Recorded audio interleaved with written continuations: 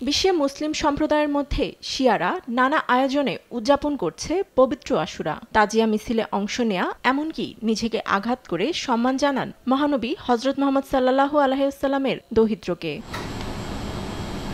ভিন্ন আঙ্গিকে সম্মান জানাতে দেখা যায় ইরাকের বাগদাদে। ইমাম হোসেনের ছবি ও ইসলামের ইতিহাসের কিছু দৃশ্য নিজের শরীরে ট্যাটু করে উদযাপন করছেন মহরম মাস।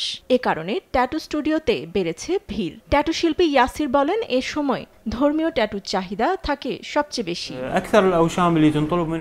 মহরম মাসে আমার কাছে সবচেয়ে বেশি আসে ধার্মিক ট্যাটু করতে। কেউ ইমাম হোসেন ও তার পরিবারের বিশেষ ট্যাটু চায়, কেউ তাদের পিঠে সম্পূর্ণ ঘটনার চিত্রকর্মটি আঁকে, যেমনটা আপনি দেখতে পাচ্ছেন। কারবালায় যে ভয়াবহতা হয়েছে সবই এখানে ব্যাখ্যা করা হয়েছে। এটি ইমাম হোসেন ও তার পরিবারের প্রতি ভালোবাসার প্রকাশ।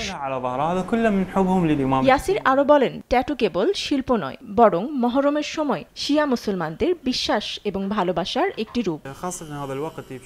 সাদ্দাম হোসেনের পতনের পর মানুষ ট্যাটু করাতে শুরু করে। তার শাসনামলে মানুষ বিষয়টি নিয়ে খুবই ভয়ে ছিল। পতনের পর মানুষ স্বাধীনতা অর্জন করে কারবালায় যাতায়াত করে এবং সহানুভূতি প্রকাশ করে। তাদের শরীরে ইমাম হোসেন ও কারবালার ইতিহাস অমর করে রাখতে ট্যাটু আঁকতে শুরু করে।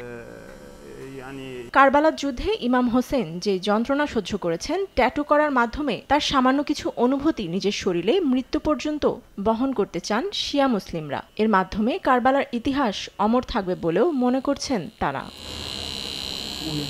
ফাতেমা তাসনিম, নিউজ ডেস্ক, দেশ টিভি।